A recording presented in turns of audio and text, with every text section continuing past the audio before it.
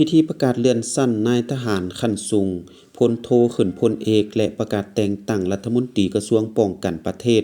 ได้จัดขึ้นในวันที่30เดือนมังกรปี2026อยู่ที่ห้องว่าการกระทรวงป้องกันประเทศโดยการเป็นประธานของสหายพลเอกวิไลลาคำฟองกรรมการกรมการเมืองศูนย์กลางพรรคห้องนายกรัฐมนตรีผู้ประจำการคณะเลขาธิการศูนย์กลางพรรคมีบรรดาผู้ต่างหน้าจากคณะจัดตั้งศูนย์กลางพรรคห้องว่าการศูนย์กลางพรรคห้องว่าการสำนักงานประธานประเทศห้องว่าการสำนักงานนายกกรรมการปกสปกสสภาแห่งชาติและบรรดาสหายการนำกระทรวงคณะนำกรมใหญ่ห้องว่าการกระทรวงพร้อมด้วยกรมกองอ้อมข้างกระทรวงป้องกันความสงบและบรรดาสหายที่ได้รับการเลื่อนชั้นและได้รับการแต่งตั้งหน้าที่ใหม่เข้าร่วมสหายดอนไพวงศ์รองหัวหน้าคณะจัดตั้งศูนย์กลางพรรคได้ขึ้นพันรัฐดำรัสของประธานประเทศแห่งสาธารณรัฐประชาธิปไตยประชาชนลาวว่าโดยการเลื่อนชั้นนายทหารชั้นพลโทขึ้นชั้นพลเอกโดยอิงตามมาตรา68ข้อ6รัฐธรรมนูญแห่งสาธารณรัฐประชาธิปไตยประชาชนลาวฉบับเลขที่77/สพสลงวันที่20เดือนมีนาปี2025กฎหมายว่าด้วยนายทหารกองทัพประชาชนลาวฉบับเลขที่43/สพสลงวันที่14เดือนมิถุนายนปี2018คำเสนอของนายกรัฐมนตรีฉบับเลขที่006/นยลงวันที่19เดือนมังกรปี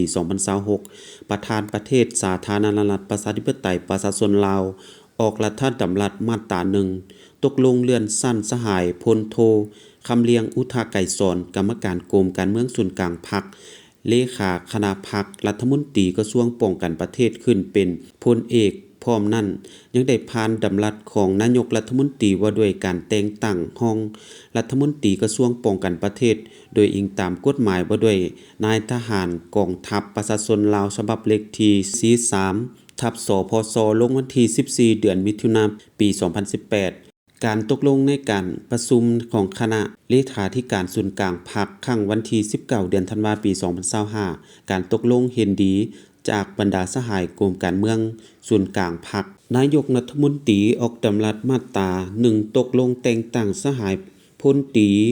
กงทองสุขวงศ์คณะประจำพรรคกระทรวงป้องกันประเทศ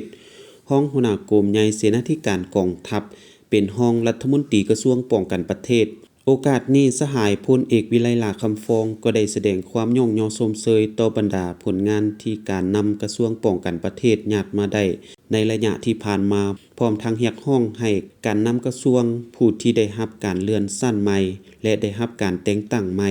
ก็คือพนักงานขั้นสูงทั่วกองทัพสืบต่อกำแหน่ง